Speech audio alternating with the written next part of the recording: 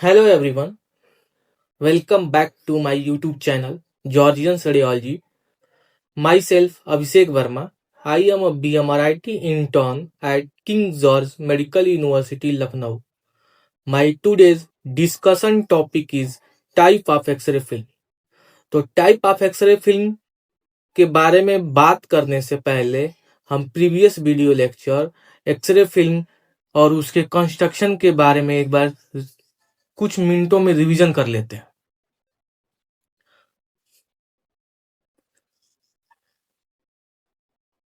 X ray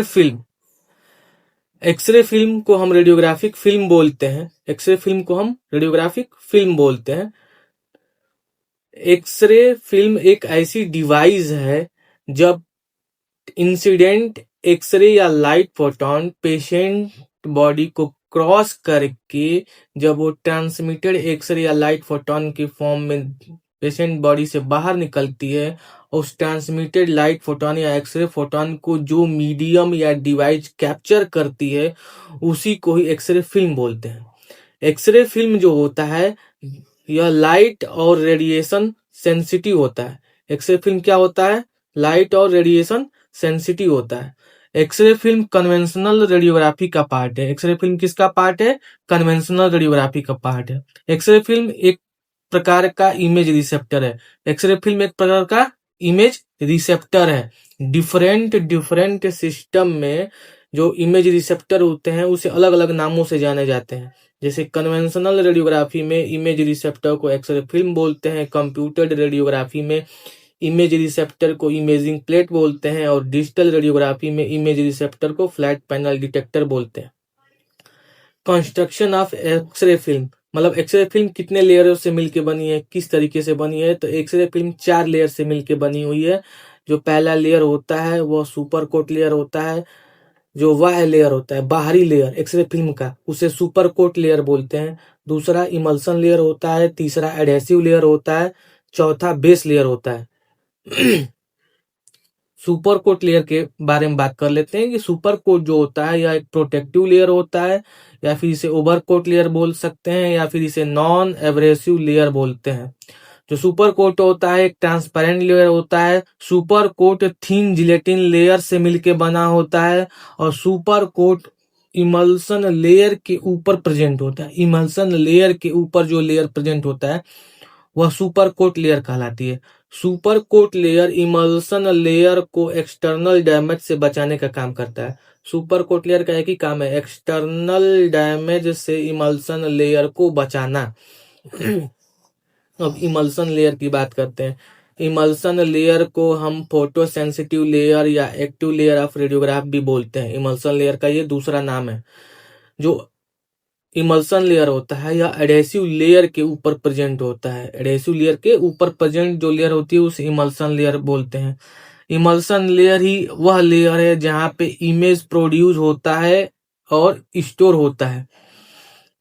emulsion layer में ही x ray और या फिर लाइट फोटोन इंटरेक्ट होते हैं और अपने इंफॉर्मेशन को ट्रांसफर करते हैं। इमल्सन लेयर की थिकनेस 3 से 5 माइक्रोमीटर होती है। इमल्सन लेयर को हम लोग हार्ट ऑफ एक्सरे फिल्म बोलते हैं। इमल्सन लेयर 2 चीजों से मिलकर बनी हुई है, जिलेटिन और सिल्वर हाइलाइट क्रिस्टल। जो जिलेटिन होता है इमल्सन लेयर में सिल्वर हाइलाइट क्रिस्टल को बांधे रखने का काम करता है। सिर्फ बांधे रखने का, यूनिफॉर्म उस सीट पे, उस लेयर पे जो उसकी लेंथ है उस पे सिर्फ समान रूप से बांधे रखने का काम करता है। जो जिलेटिन होता है यह एक ट्रांसपेरेंट मटेरियल होता है, पारदर्शी मटेरियल होता है। जिलेटिन का फॉर्मेशन कैसे होता है, इसे हम कैसे पाते हैं? जब कैटल बोन को हम गर्म करेंगे, हीट करेंगे, तो वहां से कैल्शियम बाहर निकल जाएगा और जो पार्ट बचता है उसे जिलेटिन बोलते हैं। जिलेटिन जो होता है कलरलेस एंड ऑर्डरलेस प्रोटीन होता है। सिल्वर हाइलाइट क्रिस्टल के बारे में बात कर लेते हैं कि जो सिल्वर हाइलाइट क्रिस्टल होता है यह प्राइमरी या फिर मेन कंपोनेंट होता है इमल्सन लेयर का। Silver highlight crystal emulsion layer का वह कंपोनेंट है जो लाइट और रेडिएशन सेंसिटिव होता है। Silver highlight crystal silver bromide और सिल्वर आयोडाइड से मिलकर बना होता है। जो सिल्वर ब्रोमाइड होता है उसकी मात्रा इमल्सन लेयर में 98% होती है और सिल्वर आयोडाइड की मात्रा इमल्सन लेयर में 2% होती है। जो 2% सिल्वर आयोडाइड होता है उसे इसलिए मिलाते हैं कि जो इमल्सन लेयर है उसकी सेंसिटिविटी इंक्रीज की जा सके।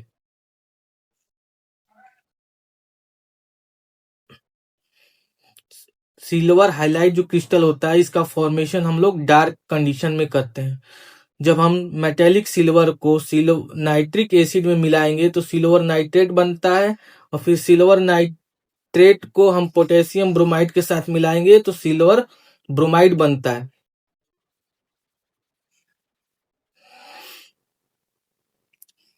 क्रिस्टल की साइज या ग्रेन की साइज इंक्रीज करने पे फिल्म कंट्रास्ट डिक्रीज होती है, या फिर क्रिस्टल साइज या ग्रेन की साइज डिक्रीज करने पे फिल्म की कंट्रास्ट इंक्रीज होती है। इमल्सन लेयर एक्सरे फिल्म का वह लेयर होता है जहां पर लेटेंट इमेज का फॉर्मेशन होता है। किसका फॉर्मेशन होता है? Latent image. लेटेंट इमेज का मतलब इनविजिबल इमेज, जिसे हम नंगी आंखों से न देख सके। सॉरी। एक्सरे फिल्म का तीसरा लेयर होता है एडहेसिव लेयर, जिसे हम सबिंग लेयर भी बोलते हैं। जो एडहेसिव लेयर होता है यह थिन जिलेटिन लेयर से मिलकर बना होता है, थिन जिलेटिन लेयर का बना होता है, और यह एडहेसिव लेयर इमल्सन लेयर और बेस लेयर के बीच में प्रेजेंट होता है। एडहेसिव लेयर इमल्सन लेयर और बेस लेयर के बीच में प्रेजेंट होता है। जो एडहेसिव लेयर होता है इसका सिर्फ एक काम होता है कि यह इमल्सन लेयर और बेस लेयर को चिपकाए रखने का काम करता है। इमल्सन लेयर और बेस लेयर को बांधे रखने का या चिपकाए रखने का काम कौन करता है? एडहेसिव लेयर करता है। बेस लेयर की बात कर लेते हैं, लास्ट लेयर। इसे सपोर्टिंग लेयर भी बोलते हैं। बेस लेयर का दूसरा नाम सपोर्टिंग लेयर। इसे स्केलेटन ऑफ एक्सरे फिल्म भी बोलते हैं। स्केलेटन ऑफ एक्सरे फिल्म भी बोलते हैं बेस लेयर को। बेस लेयर की थिकनेस 150 से 250 माइक्रोमीटर होता है। बेस लेयर की थिकनेस 150 से 250 माइक्रोमीटर होता है। जो बेस लेयर होता है यह इमल्सन लेयर को, या फिर इस इमल्सन लेयर के अलावा जो और लेयर है एडहेसिव लेयर या फिर प्रोटेक्टिव लेयर, उसको मैकेनिकल सपोर्ट प्रोवाइड करने का काम करता है। बेस लेयर का मेनली काम क्या है? मैकेनिकल सपोर्ट प्रोवाइड करना अदर लेयर को, उसमें भी मेनली किसको? इमल्सन लेयर को। Base material. जब सबसे पहले एक्सरे फिल्म की खोज हुई थी तो उसमें जो बेस होता था उसे बेस मटेरियल किस फॉर्म में यूज करते थे? ग्लास प्लेट के फॉर्म में। और इसी ग्लास प्लेट के ऊपर ही हम एक साइड में सिल्वर हाइलाइट की कोटिंग कर देते थे और इमेज को कैप्चर करने का काम करते थे। फिर 1914 का दौर आया। उस दौरान हम लोग सेलुलोज नाइट्रेट का यूज करने लगे बेस मटेरियल की तरह। लेकिन इसका एक नुकसान या डिसएडवांटेज यह था कि यह बहुत ज्यादा हाईली ज्वलनशील था। फिर बात आई 1924 की। 1924 में हम सेलुलोज ट्राई एसीटेट सीटीए को हम as a base material use करने लगे, और इसको इंट्रोड्यूस किए थे जॉर्ज ईस्टमैन ने। 1914 में जब सेलुलोज नाइट्रेट यूज हो रहा था तो 1924 में हम सेलुलोज ट्राई एसीटेट को इसलिए यूज करने लगे कि यह हाईली इनफ्लेमेबल नहीं था, मतलब नॉन इनफ्लेमेबल था, ज्वलनशील नहीं था। जैसे सेलुलोज नाइट्रेट ज्वलनशील था तो सेलुलोज ट्राई एसीटेट ज्वलनशील नहीं था, इसलिए इसका हम यूज 1924 से करने लगे। फिर बात आती है 1960। 1960 से लेके आज तक पॉलिएस्टर को हम as a base material use करते हैं, क्योंकि इसकी डायमेंशनल स्टेबिलिटी जो होती है सेलुलोज ट्राई एसीटेट से अच्छी होती है। डायमेंशनल स्टेबिलिटी का मतलब ये होता है कि जब हम एक्सरे फिल्म को फिल्म प्रोसेसिंग के दौरान डेवलप करें तो वह जो बेस का मटेरियल जो लेयर हम यूज कर रहे हैं वह केमिकल के संपर्क में आने के बाद वो उसकी थिकनेस बढ़े घटे न, उसकी लंबाई चौड़ाई बढ़े घटे न, उसी को डायमेंशनल स्टेबिलिटी बोलते हैं। अब बेस की प्रॉपर्टी या करेक्टरिस्टिक के बारे में बात कर लेते हैं कि बेस जो होना चाहिए डायमेंशनल स्टेबल होना चाहिए। मतलब फिल्म प्रोसेसिंग के दौरान या हैंडलिंग के दौरान बेस की लेंथ में और साइज में कोई चेंज न आए। बेस जो होना चाहिए पारदर्शी होना चाहिए, ट्रांसपेरेंट होना चाहिए। बेस जो होना चाहिए नॉन इनफ्लेमेबल होना चाहिए। बेस वाटर प्रूफ होना चाहिए। बेस जो है बेस स्ट्रांग होना चाहिए और फ्लेक्सिबल भी होना चाहिए। बेस केमिकली इनर्ट होना चाहिए। जो एक्सरे फिल्म का बेस होता है उसमें हम डाई मिलाते हैं, ब्लू कलर की डाई मिलाते हैं, जिससे एक्सरे फिल्म हल्की लाइट ब्लू दिखती है। ये क्यों मिलाते हैं? यह इसलिए मिलाते हैं कि जब डॉक्टर एक्सरे फिल्म को लंबे समय तक देखे तो उसकी आंखों पे कोई जोर या थकान न आए, वो अच्छे से इमेज को डायग्नोस कर सके, उस एक्सरे फिल्म को अच्छे से डायग्नोस कर सके, इसलिए उस बेस लेयर में ब्लू कलर की डाई मिलाते हैं, उसे जिसे हम ब्लू टिंट बोलते हैं। अब हम एक्सरे आज के अपने प्रेजेंट टॉपिक, जो आज का हमारा टॉपिक था टाइप ऑफ एक्सरे फिल्म के बारे में बात करते हैं। टाइप ऑफ एक्सरे फिल्म बहुत प्रकार के होते हैं। पहला इसका जो टाइप है, on the basis of emulsion layer, emulsion layer के बेसिस पे, इमल्सन लेयर हमारा एक्सरे फिल्म का एक मेन लेयर है जहां लेटेंट इमेज का फॉर्मेशन होता है, जहां एक्सरे या लाइट फोटोन आके सिल्वर हाइलाइट क्रिस्टल से इंटरेक्ट होती हैं, इंटरेक्ट होने के बाद लेटेंट इमेज का फॉर्मेशन करती हैं, या फिर उसी लेयर में सिल्वर हाइलाइट क्रिस्टल उस एक्सरे या लाइट फोटोन की इंफॉर्मेशन को कैप्चर कर लेती है। तो इमल्सन लेयर के बेसिस पे एक्सरे फिल्म दो टाइप के होते हैं। जो पहला टाइप है सिंगल इमल्सन फिल्म, दूसरा जो टाइप है डबल इमल्सन फिल्म। तो x-ray film, type of x-ray film on the basis of emulsion layer दो टाइप के होते हैं। एक्सरे फिल्म इमल्सन लेयर के बेसिस पे दो टाइप के होते हैं, सिंगल इमल्सन फिल्म और डबल इमल्सन फिल्म। तो सिंगल इमल्सन फिल्म के बारे में पहले बात कर लेते हैं कि जो सिंगल इमल्सन फिल्म है, also known as single coated film. Single emulsion film को हम सिंगल कोटेड फिल्म भी बोलते हैं। In this film emulsion layer present only one side of the base. Single emulsion film में जो इमल्सन लेयर होता है वो बेस के किसी एक ही साइड प्रेजेंट होता है, वो बेस के सिर्फ एक साइड प्रेजेंट होता है। जिस एक्सरे फिल्म में इमल्सन लेयर बेस के सिर्फ एक साइड प्रेजेंट हो उसे सिंगल इमल्सन फिल्म बोलते हैं। This film use with single intensifying screen cassette. Single emulsion film को सिंगल स्क्रीन या फिर सिंगल इंटेंसिफाइंग स्क्रीन कैसेट के साथ यूज करते हैं। जब भी हम सिंगल इमल्सन फिल्म का यूज करेंगे तो उसमें सिंगल इंटेंसिफाइंग स्क्रीन कैसेट का ही यूज करेंगे, डबल इंटेंसिफाइंग स्क्रीन कैसेट का यूज नहीं करेंगे। जो डबल इंटेंसिफाइंग स्क्रीन कैसेट है वह डबल इमल्सन फिल्म के साथ यूज करेंगे। Use in mammography and USG, CT scan and MRI. जो सिंगल इमल्सन फिल्म होता है उसका यूज हम मेमोग्राफी में करते हैं, अल्ट्रासाउंड में करते हैं, सीटी स्कैन में करते हैं और एमआरआई में करते हैं। एंटी या फिर non curling layer, anti curling layer या non curling layer single emulsion film में प्रेजेंट होता है। एंटी कर्लिंग लेयर या फिर non curling layer single emulsion film में ही सिर्फ प्रेजेंट होता है, सिर्फ और सिर्फ सिंगल इमल्सन फिल्म में प्रेजेंट होता है। It is present other side of the base to prevent curling of the film during film processing। जो सिंगल इमल्सन फिल्म होता है उसमें एंटी कर्लिंग लेयर बेस के सिर्फ अदर साइड, दूसरे side present sorry other side present होता है। जब सिंगल इमल्सन फिल्म में जो एंटी कर्लिंग लेयर होता है वह बेस के अदर साइड प्रेजेंट होता है और इसका काम जो होता है फिल्म को कर्ल होने से बचाता है। कब कर्ल होने से बचाता है? फिल्म प्रोसेसिंग के दौरान, मैनुअल फिल्म प्रोसेसिंग के दौरान जब फिल्म को हम कर्ल होने से, मुड़ने से बचाते हैं, तो जब हम सिंगल इमल्सन फिल्म में जिस लेयर का यूज करते हैं जो फिल्म को मुड़ने से, कर्ल होने से बचाए, उसी को एंटी कर्लिंग लेयर कहते हैं। एंटी कर्लिंग लेयर को हम नॉन कर्ल बैकिंग भी बोलते हैं। एंटी कर्लिंग लेयर को हम नॉन कर्ल बैकिंग भी बोलते हैं।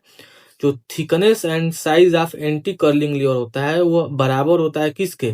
Thickness and size of emulsion layer के। थिकनेस और size of anti curling layer किसके बराबर होता है? Thickness and size of emulsion layer के। यह क्यों बराबर होता है?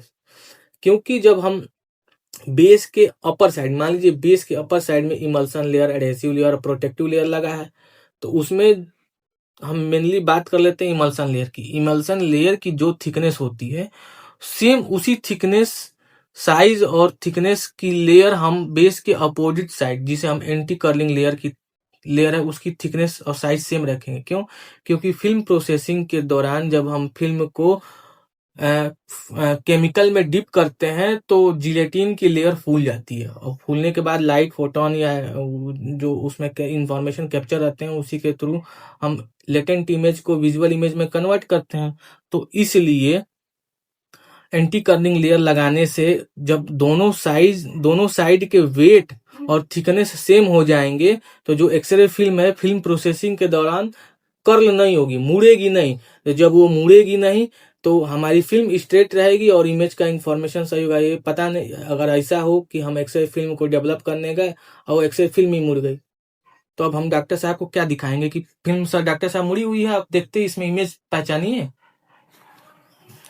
तो सिंगल इमल्सन फिल्म में हम एंटी कर्लिंग लेयर का यूज करते हैं कि फिल्म को कर्ल होने से बचाया जा सके, जिसकी साइज और थिकनेस इमल्सन लेयर के साइज और थिकनेस के बराबर होती है, और यह सिंगल इमल्सन फिल्म में बेस के दूसरे साइड प्रेजेंट होती है। बेस के पहले साइड में इमल्सन लेयर प्रेजेंट होगी और दूसरे साइड में एंटी कर्लिंग लेयर।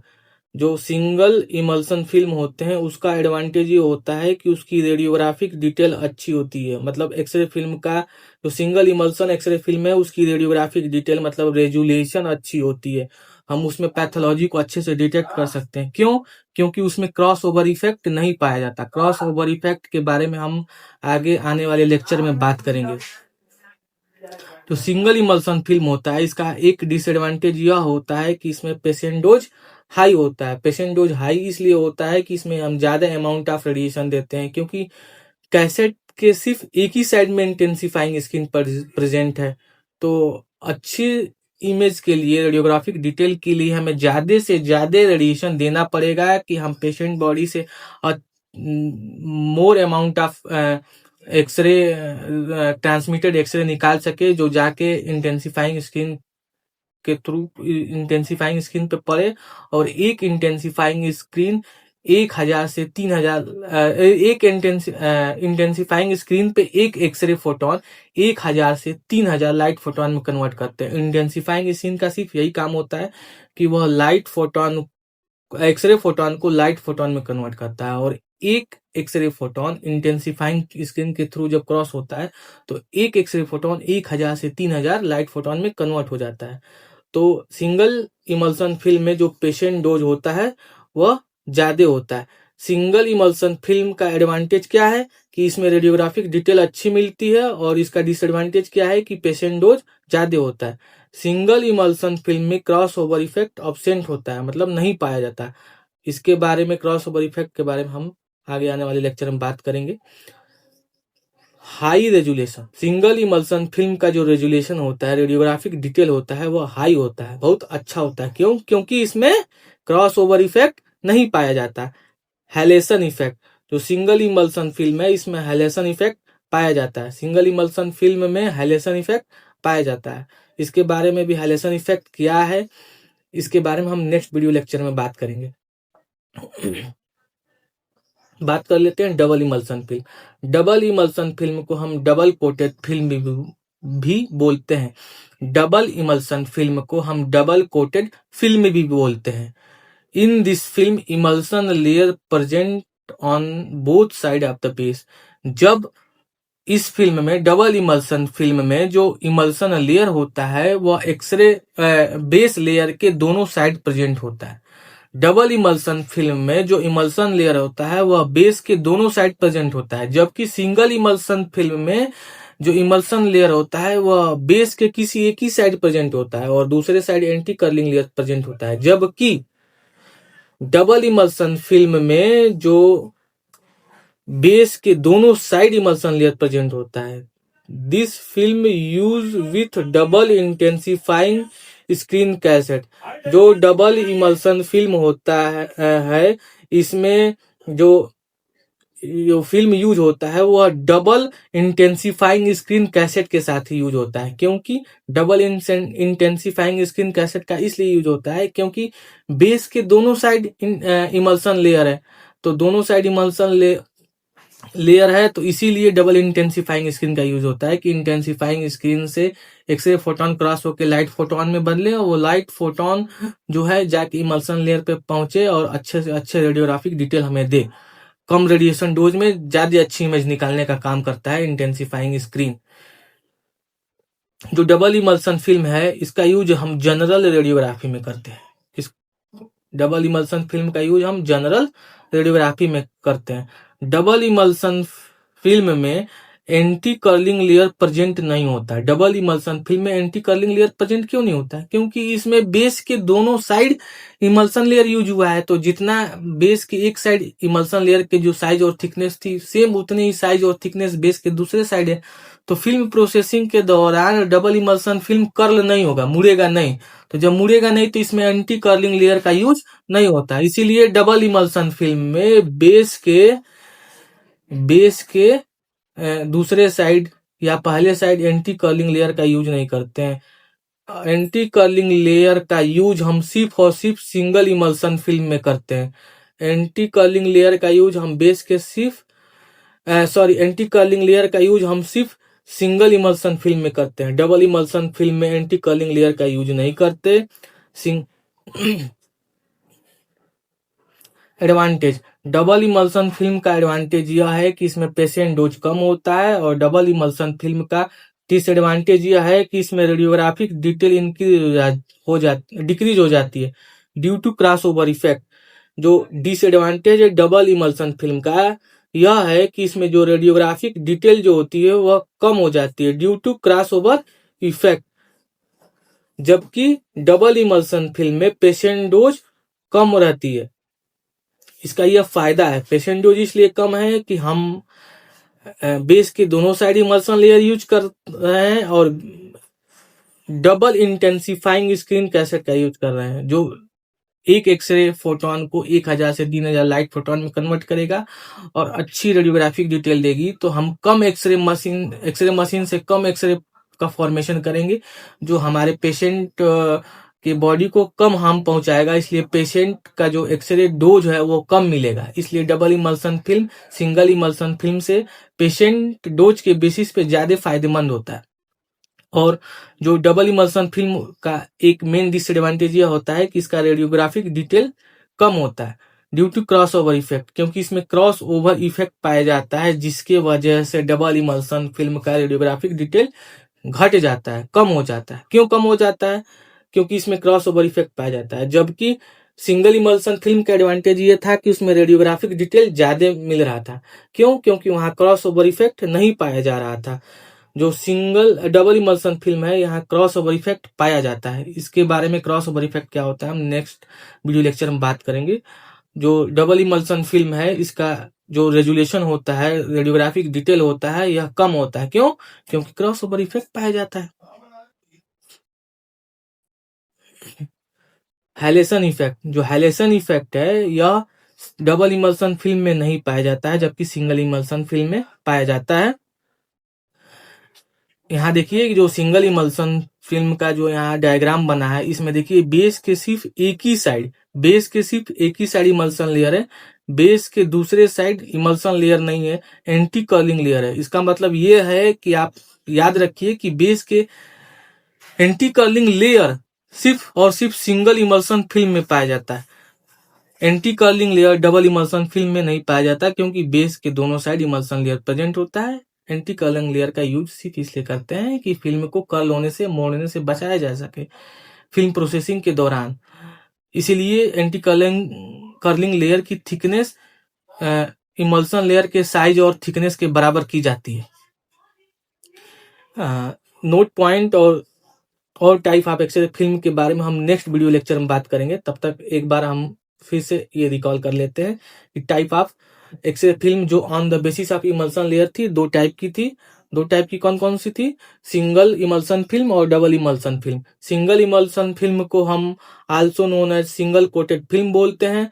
जो यह होता है सिंगल इमल्सन फिल्म, इसमें बेस के सिर्फ एक ही साइड इमल्सन लेयर प्रेजेंट होती है। यह जो इस टाइप की फिल्म होती है सिंगल इमल्सन फिल्म, वह सिर्फ और सिर्फ सिंगल इंटेंसिफाइंग स्क्रीन कैसेट के साथ यूज की जाती है। सिंगल इमल्सन फिल्म का यूज हम मेमोग्राफी में करते हैं, अल्ट्रासाउंड में करते हैं, सीटी स्कैन में करते हैं, एमआरआई में करते हैं। जो सिंगल इमल्सन फिल्म है इसमें एंटी कर्लिंग लेयर प्रेजेंट होती है। एंटी कर्लिंग लेयर बेस के सिर्फ एक ही साइड प्रेजेंट होती है। बेस के किधर साइड? अगर बेस के मान लीजिए अपर साइड में हम कांस्टेंट मान लेते हैं कि बेस को हिलाते नहीं है, बेस के अगर ऊपर साइड में हम अगर इमल्सन लेयर यूज किए हैं तो बेस के जस्ट नीचे हम एंटी कर्लिंग लेयर का यूज करेंगे। इसका मेन काम होता है, एंटी कर्लिंग लेयर सिर्फ सिंगल इमल्सन फिल्म में पाया जाता है। इसका मेन काम होता है एक्सरे फिल्म को कर्ल होने से बचाना। फिल्म प्रोसेसिंग के दौरान, जब फिल्म प्रोसेसिंग के दौरान हम लेटेंट इमेज को इनविजिबल इमेज को विजुअल इमेज में कन्वर्ट करते हैं।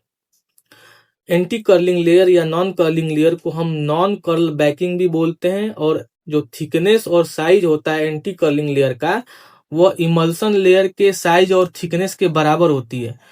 सिंगल इमल्सन फिल्म का एडवांटेज यह होता है कि इसमें रेडियोग्राफिक डिटेल अच्छी होती है, क्योंकि इसमें cross over effect, single emulsion film में क्रॉस ओवर इफेक्ट नहीं पाया जाता, जिसके कारण सिंगल इमल्सन फिल्म का रेडियोग्राफिक डिटेल अच्छी होती है। यही सिंगल इमल्सन फिल्म का मेन और इम्पोर्टेंट एडवांटेज है।